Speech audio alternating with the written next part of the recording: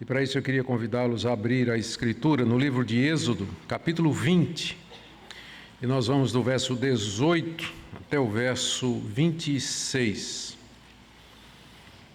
São as primeiras leis que Deus deu a Israel depois dos 10 mandamentos e tem a ver com o culto.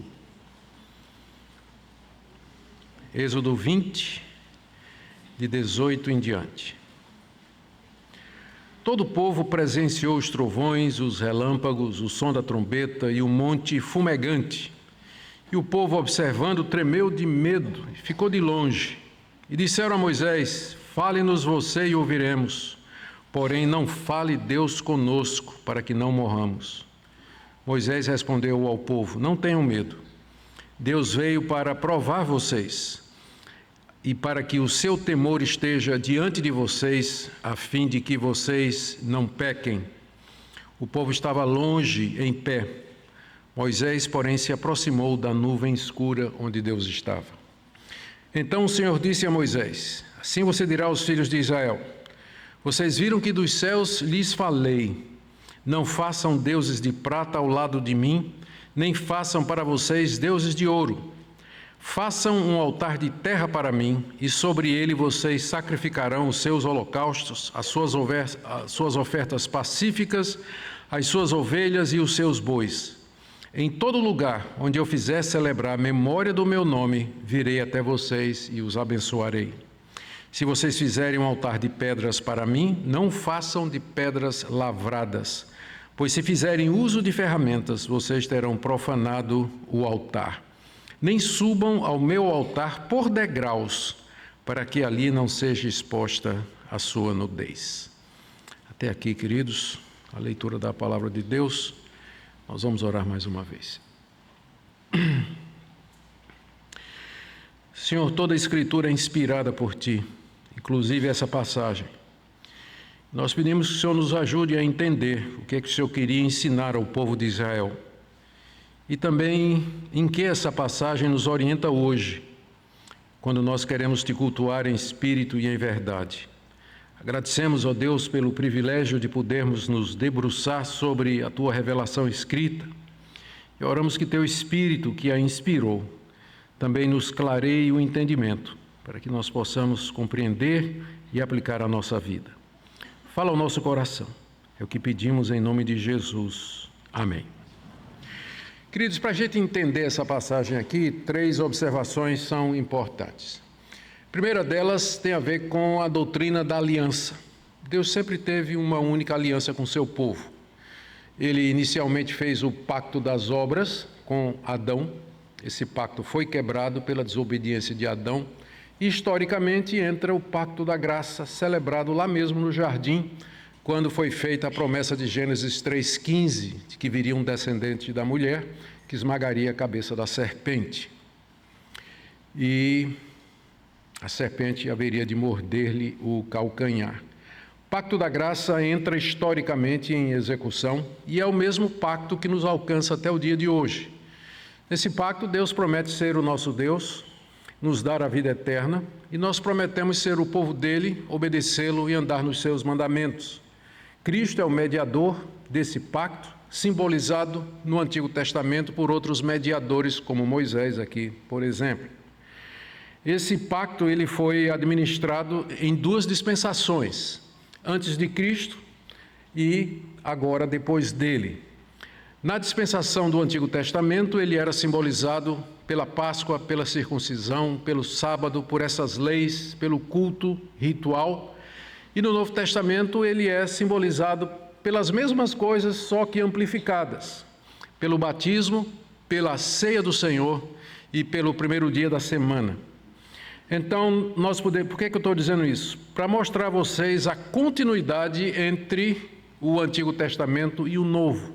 Que nós somos o Israel de Deus, nós somos esse mesmo povo aqui, nós somos os descendentes espirituais de Abraão, o remanescente fiel.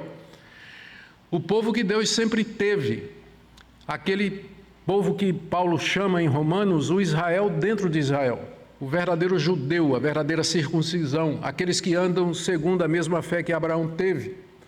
É por isso que é importante conhecer o Antigo Testamento, e eu não sei porque tem crente que não gosta do Antigo Testamento, acha que o Novo Testamento por si só fica. Não fica. Se você não entender o Antigo e não entender que o Novo é a consumação do Antigo, você nunca vai poder entender a profundidade do Novo Testamento. Nós somos o povo de Deus. Isso aqui tem a ver conosco. Isso aqui não é alguma coisa que foi dita e que ficou presa no passado para a nação de Israel, mas tem profunda relevância para todos nós. Então, essa é a primeira coisa. Segunda, primeira que eu falei é da aliança, e segundo, a continuidade do Antigo Testamento para o Novo. E terceiro ponto que a gente tem que levar em consideração aqui é a preocupação que Deus tem pelo culto. Deus sempre quis ser adorado, criou o homem para a sua própria glória. E Jesus mesmo disse que o Pai procura adoradores que o adorem em espírito e em verdade. Então Deus sempre quis ser adorado, por isso que Ele fez o homem à sua imagem e semelhança. O ser humano é um adorador, ele sempre vai ser encontrado diante do altar de algum Deus, quer seja do Deus verdadeiro ou de um Deus que ele inventou e que não existe, mas ele é adorador. E em termos práticos, eu diria que aquilo que um determinado grupo acredita se expressa no culto. No culto desemboca todas as convicções e crenças de uma determinada igreja, de uma denominação. Você quer saber o que é que uma igreja realmente pensa? Assista o culto dela. Participe do culto. E aí você vai saber o que é que ela pensa sobre Deus, sobre Cristo, sobre redenção, sobre a Escritura e todos os demais pontos importantes do cristianismo. O culto é extremamente importante. É por isso que Deus não deixou a critério do seu povo organizar o culto da maneira que eles queriam. Deus sempre regulamentou a forma como ele deveria ser adorado. Para quem estava aqui ontem à noite, na exposição dos 10 mandamentos, estão lembrados de que os 4 primeiros mandamentos têm a ver com o culto a Deus. Quem eu vou adorar? Não terás outros deuses diante de mim. Como eu vou adorar? Não farás para ti imagens de escultura e não as adorarás. Que atitude eu tenho que ter quando vou adorar? Não tome o nome do Senhor teu Deus em vão. Quando eu devo participar do culto de adoração? Lembra-te do dia de sábado para o santificar.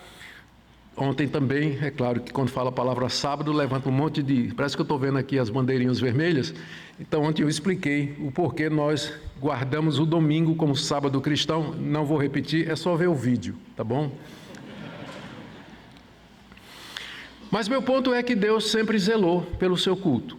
E, como eu disse, Ele não nos deixou a liberdade para inventar maneiras de cultuá-lo.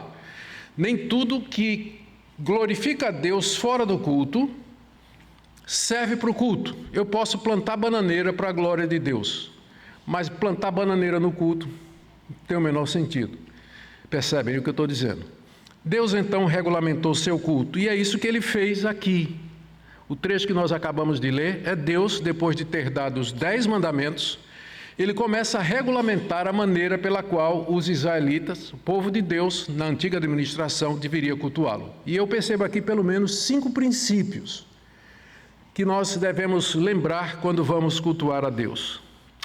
Aqui, esqueci de contextualizar, Deus a essa altura já tinha tirado os israelitas do Egito, debaixo da direção de Moisés e Arão, havia guiado o seu povo pelo deserto durante 3 meses, esse evento aqui acontece 3 meses depois do Êxodo. Durante aquele tempo, Deus os sustentou com maná, água da rocha, e trouxe-os ao Monte Sinai. Lá no Monte Sinai, Deus lhes apareceu em grande poder e glória.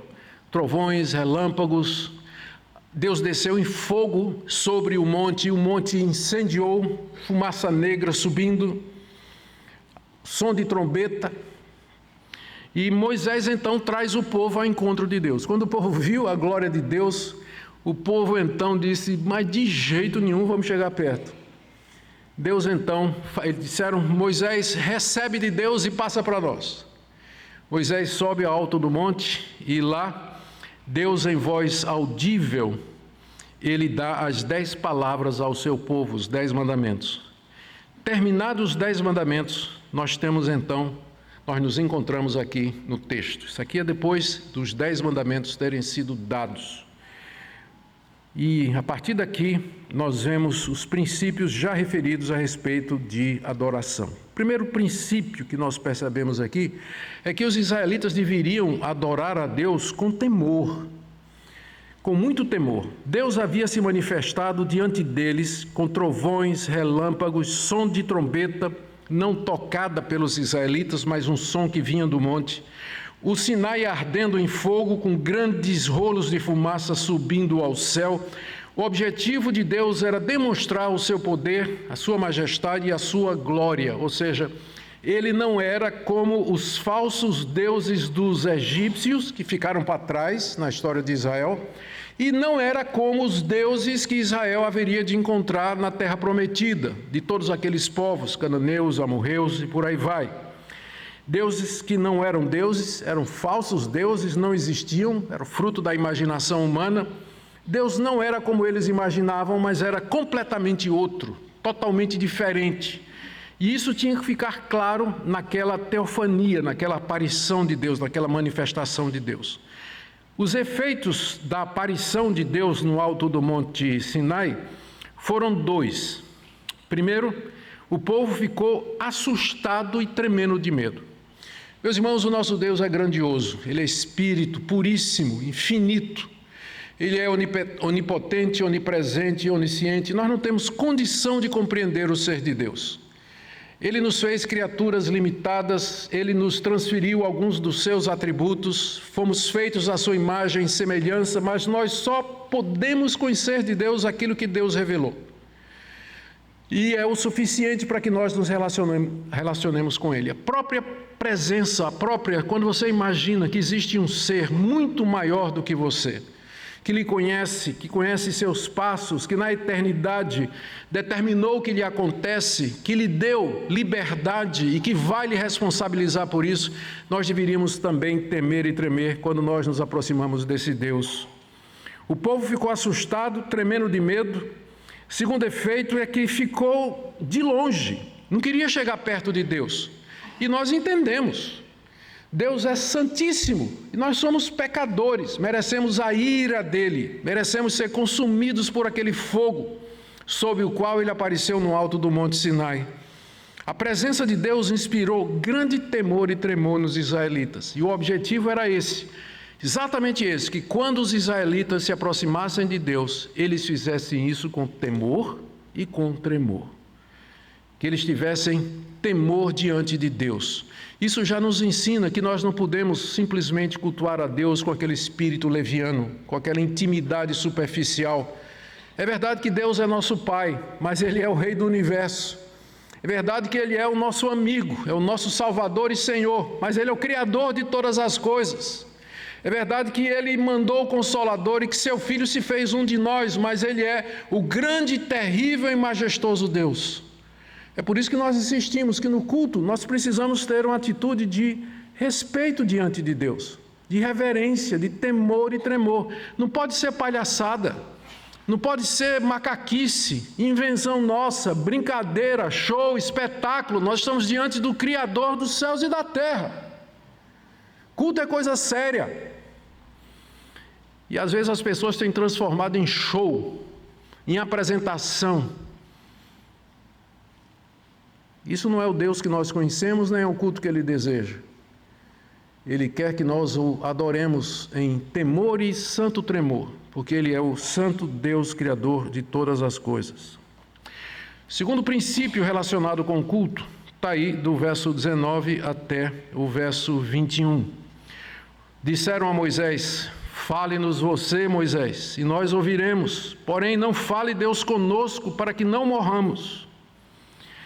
E Moisés respondeu ao povo: não tenham medo. Deus veio para provar vocês e para que o seu temor esteja diante de vocês, a fim de que vocês não pequem. O povo estava de longe em pé. Moisés, porém, se aproximou da nuvem escura onde Deus estava. Diante da glória de Deus, os israelitas, com razão, se afastaram. Eles não queriam chegar perto porque eles temiam serem consumidos pela glória e pela santidade de Deus ali representada. Eles perceberam que o Deus deles era diferente dos deuses egípcios e cananeus, que eram feitos de pau, de pedra, de madeira, eram deuses mudos. Mas eles ouviram a voz de Deus. É por isso que na Bíblia Deus é chamado de o Deus vivo, em contraste com os deuses inventados pelos povos, que são cegos, surdos e mudos. O nosso Deus é vivo. Ele falou do alto do monte. O povo viu aquilo. E o povo tremeu. E o povo disse a Moisés, aqui no verso 19. O povo disse, fale você. Que Deus não fale conosco. Fale você conosco, Moisés, e nós vamos ouvir.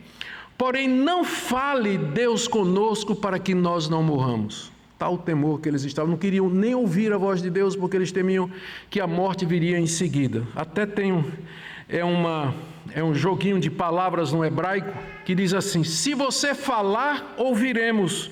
Se Deus falar, morreremos. Eles cedo perceberam que iam precisar de um mediador para poder chegar diante de Deus. Porque se Deus falasse, eles morreriam. Mas se Moisés falasse, eles escutariam. Daí, a ideia da mediação foi instituída por Deus desde o princípio. O princípio é esse. O segundo princípio: nós não podemos adorar Deus a não ser através de maneira mediata. Ou seja, através de alguém que faça a ponte, o caminho entre nós e Deus e entre Deus e nós. Porque se ele falar, nós morreremos. Mas se o mediador falar, nós ouviremos. Foi isso que eles disseram a Moisés. E Moisés, então, falando da parte de Deus, acalma o povo no verso 20, dizendo assim: não tenham medo, não tenham medo, não tenham medo. É a palavra do mediador. Não tenha medo. Toda a glória de Deus infunde medo, mas o mediador diz: não tenha medo. E ele dá a razão pela qual eles não deveriam temer. Deus veio para provar vocês, para saber se vocês vão ser obedientes ao que vocês aprenderam nesse dia, que Deus é espírito, ele não tem forma. É um teste que Deus está fazendo para que vocês demonstrem no futuro obediência a ele, sem quebrar os seus mandamentos, especialmente aquele que fala da representação de Deus para adoração através de ídolos. Não tenham medo, Deus veio. São três coisas que o mediador disse: não tenham medo. Segundo, Deus veio para provar vocês. Isso aqui é um teste para que vocês aprendam quem Deus é e como adorá-lo. Terceiro, para que o seu temor esteja diante de vocês. Aqui é uma contradição, não é? Primeiro ele diz: não tenham medo. Mas agora ele disse: para que o temor de Deus esteja no meio de vocês. E aqui não precisa fazer a diferença entre medo e temor. Medo é o receio do castigo, medo da punição, é você afastar-se receoso de Deus. Mas o temor é você respeitar a Deus, amar a Deus com profunda reverência. Não tenham medo de Deus, Ele não vai destruir vocês, mas temam esse Deus maravilhoso e glorioso que apareceu diante de vocês. E a última coisa eu disse que era 3, quarta, a fim de que vocês não pequem. Deus queria causar uma impressão tão profunda no coração dos israelitas que quando eles fossem pecar, eles lembrassem do Monte Sinai. Eles lembrassem dos 10 mandamentos. Porque aquilo estava gravado no coração deles, na memória deles. Toda aquela manifestação, aquela teofania, aquela glória que apareceu, tinha como objetivo infundir temor no coração do israelita, antes dele pensar em cobiçar a mulher do seu próximo, tirar a propriedade do seu próximo, desrespeitar seu pai e sua mãe. Ele ia lembrar do que ele viu lá no alto do Monte Sinai. A glória de Deus. É contra esse Deus que nós pecamos.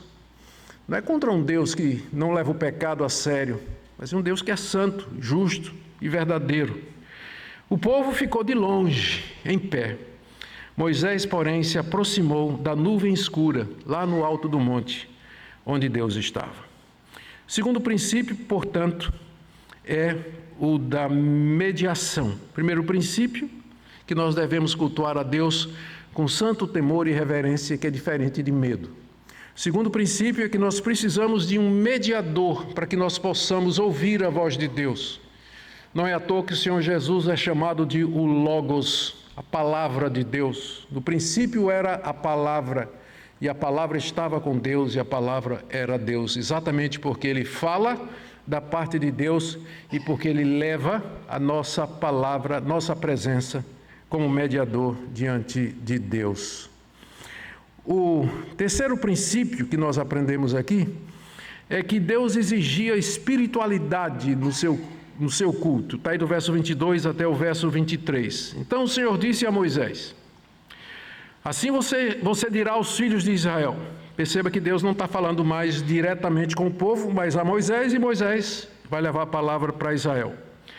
Vocês viram que dos céus eu lhes falei: não façam deuses de prata ao lado de mim, nem façam para vocês deuses de ouro. Aqui Deus exige que o seu culto seja feito de maneira espiritual, em contraste com a materialidade. Ou seja, você adora Deus em espírito, em contraste a adorá-lo através de representações. E esse princípio era extremamente necessário, porque os templos dos deuses dos egípcios e dos cananeus eram cheios de imagens. Eram ídolos que eram adorados como se fossem deuses, quando deuses não eram. E além disso, havia rituais complexos em meio à grande pompa.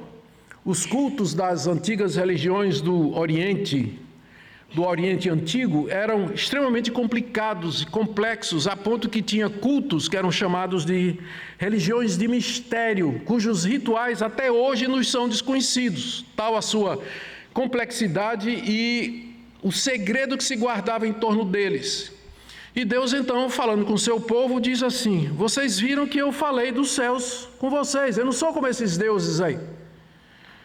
Portanto, não façam deuses de prata ao lado de mim, nem façam para vocês deuses de ouro. Por quê? Porque quando Deus dos céus lhes falou, eles viram fogo, mas eles não viram forma nenhuma. Por isso, eles não deveriam fazer imagens, ídolos ou representações de Deus, como diz aí o verso 23. Aqui, na verdade, são duas coisas proibidas no verso 23. Não façam deuses de prata ao lado de mim, ou seja, Deus está proibindo o culto sincrético, ou seja, adorado ao lado de Baal, de Astarote. Esses deuses, eles não tinham problema em dividir o adorador. A deusa Azerá, ela não tinha ciúmes do seu adorador, que também adorava Baal. Chama-se sincretismo ou politeísmo, onde os deuses compartilham os mesmos adoradores. Mas a diferença é que o Deus de Israel era exclusivista. Ele não aceitava estar ao lado de Baal. Você não podia adorar Yahweh e adorar Baal. Você não pode ter deuses, não faça para você deuses de prata ao lado de mim. Está proibindo o sincretismo, que você adore Deus e junto com Deus outros deuses, ou outras figuras, outras divindades, deidades. Deus requer exclusividade. Ele não aceita dividir você com qualquer outro Deus que você imagine, crie, invente ou adote. E também ele diz: nem façam para vocês deuses de ouro. Fazer para vocês dá a ideia dos nichos familiares. Não façam para você, para seu uso particular, deuses de ouro, como imagem de santa, que o pessoal coloca em nicho na entrada da casa, no quarto da casa, na sala da casa, pequenos nichos, santuários pequenos. É isso exatamente que Deus está proibindo aqui. Ele não quer deuses, imagens ao lado dele, proíbe o sincretismo, e não quer que você faça deuses de ouro para você, para seu uso particular individual. Atual, não é? Como é atual isso aqui? Nunca deixou de ser, é por isso que eu disse, comecei dizendo, você tem que ver que é o mesmo Deus, é a mesma religião, é a mesma aliança, é o mesmo povo. O que é dito lá vale para cá, a não ser que no Novo Testamento seja abolido, como por exemplo, a lei cerimonial foi toda abolida e a lei civil também. Então, esse é o segundo princípio, terceiro, de que Deus queria que seu culto fosse feito em espírito e em verdade. Quarto princípio é que o culto deveria ser simples. Veja o que diz aí o verso 24 e 25. Façam um altar de terra para mim, e sobre ele vocês sacrificarão os seus holocaustos, suas ovelhas, suas ofertas pacíficas, as suas ovelhas e os seus bois. Em todo lugar onde eu fizer celebrar a memória do meu nome, virei até vocês e os abençoarei. Se vocês fizerem um altar de pedras para mim, não façam de pedras lavradas, pois se fizerem uso de ferramentas, vocês terão profanado o meu altar. Nem subam ao meu altar por degraus, para que ali não seja exposta a sua nudez. Isso aqui vai ficar para mais um ponto. O ponto aqui é do verso 24 a 25, onde Deus se refere à maneira como os altares deveriam ser feitos, introduzindo o princípio da simplicidade. Isso aqui faz mais sentido quando a gente estuda as religiões do Antigo Oriente e percebe como os cultos eram extremamente elaborados, com imagens, com vestimentas. Os altares eram altos, e para o sacerdote subir até o altar onde o animal era para ser sacrificado, ele tinha que subir por degraus. Eram majestosos, imponentes, os templos gigantescos, suntuosos, com mobília de ouro e de prata. Deus, a essa altura, não queria absolutamente nada disso dos israelitas. Ele disse para os israelitas o seguinte: se vocês vão me adorar, você faz um montinho de terra para mim. Depois põe a madeira em cima e é ali que você vai sacrificar os animais. Que diferença do ritual, da suntuosidade, da complexidade dos cultos pagãos realizados lá no Egito, de onde eles tinham saído, e lá em Canaã, para onde eles estavam indo. Não, diz Deus, meu culto é simples. Apesar de eu ser o Senhor, Criador dos...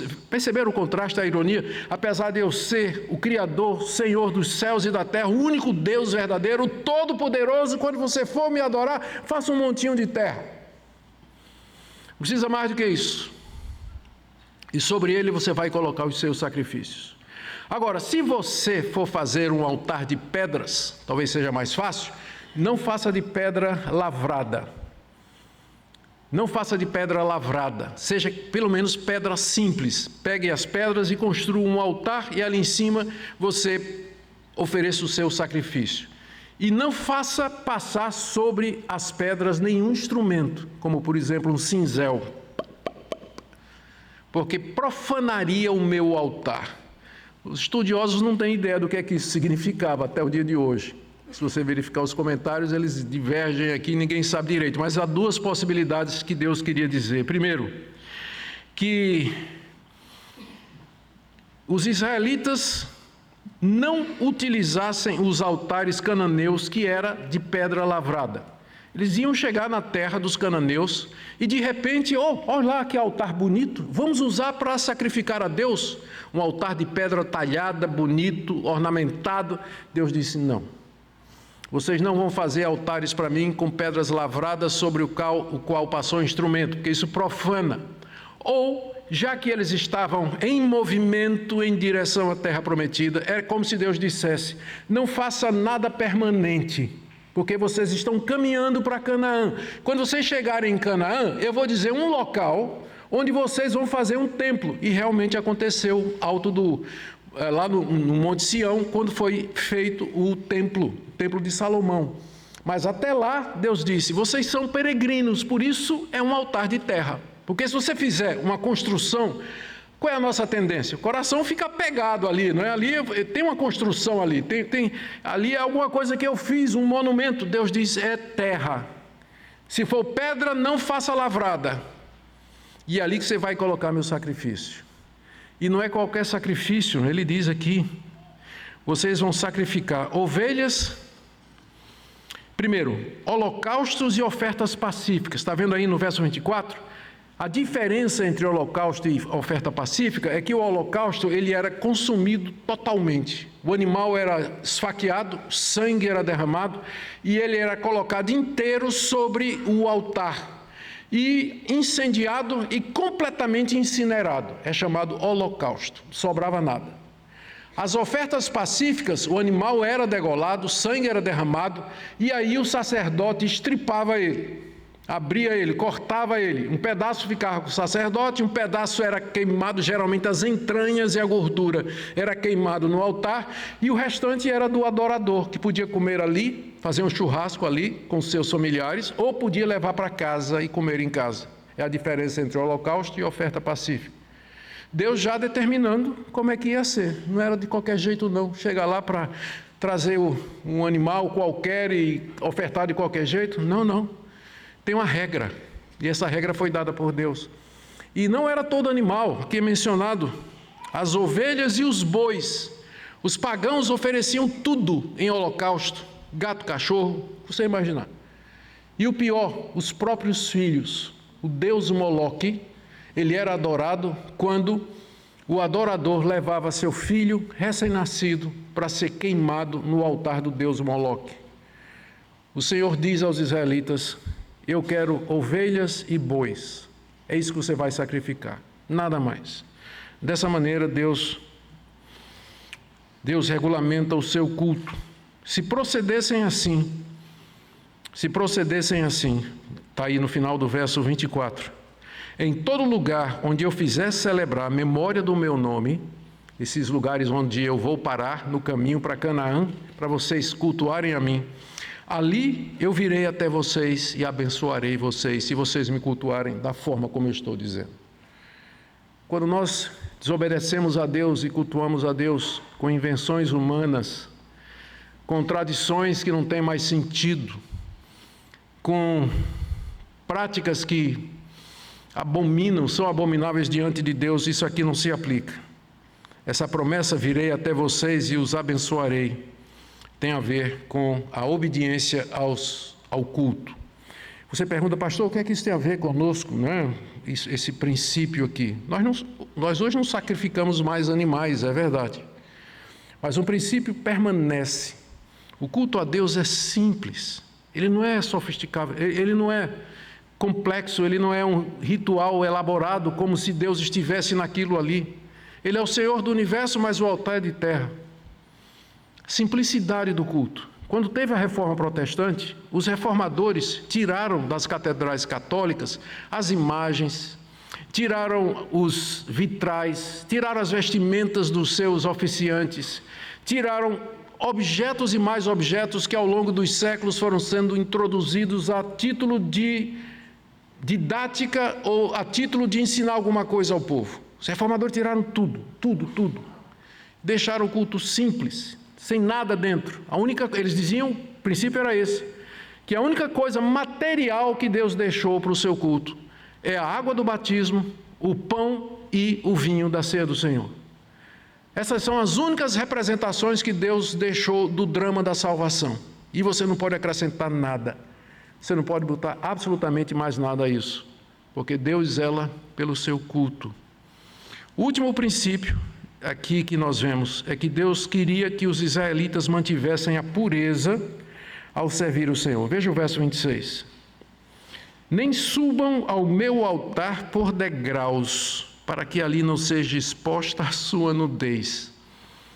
O que isso tem a ver? Mais uma vez, a gente tem que se valer do conhecimento dos arqueólogos e dos historiadores que nos dizem como é que funcionavam os templos e os cultos naquela época no Antigo Oriente. Na maioria dos templos pagãos se praticava prostituição cultual. Não todos, mas em muitos.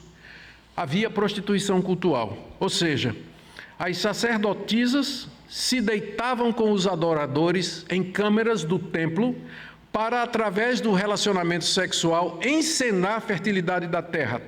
Todos esses cultos pagãos, eles eram agrícolas, eles seguiam as estações do ano.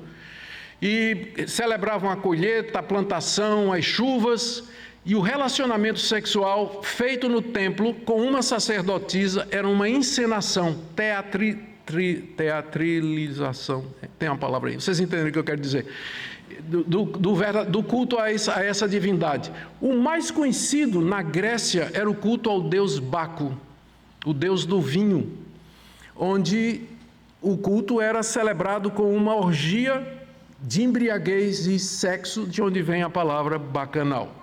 Exatamente desse tipo de adoração. Havia altares, como eu disse, as sacerdotisas se vestiam de maneira provocante e elas subiam por degraus aos altares, que eram bem altos, e ao fazer isso, a nudez, a parte íntima, ficava exposta. E Deus disse então aos israelitas: primeiro andar, o altar. Não suba no meu altar por degraus para que a nudez de vocês não seja exposta. Em termos modernos, seja o traje de vocês modesto. O que Deus está querendo aqui dizer é que nós precisamos, ao vir adorá-lo, chegar livre de preocupação. E você, irmãzinha, não ajuda.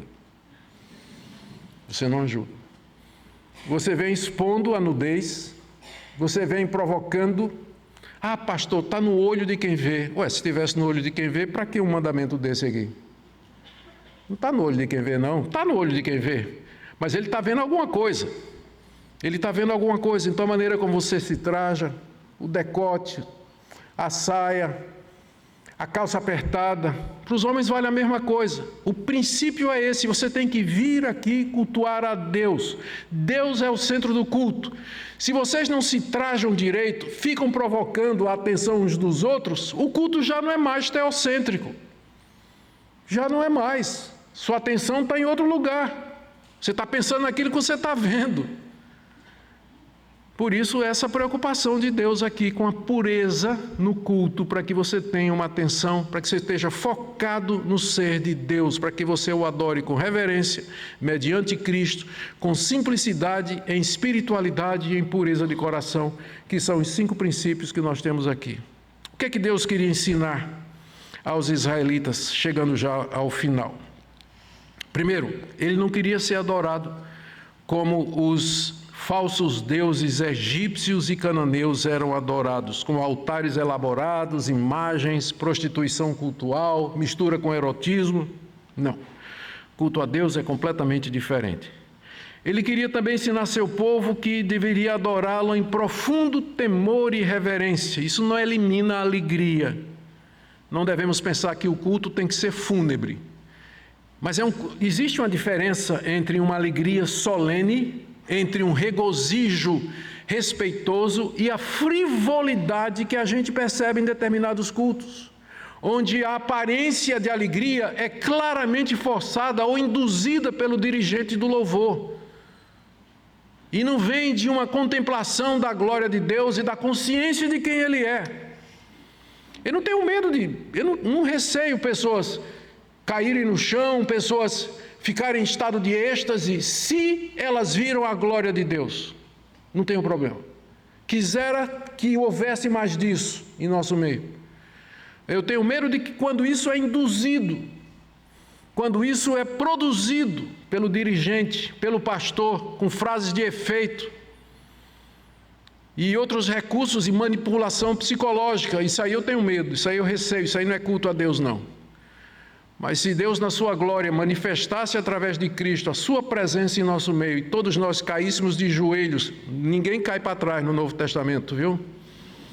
E nós caíssemos de joelhos aqui com a cara no chão, eu não tenho problema com isso. Eu quero ser o primeiro a cair diante da glória de Deus.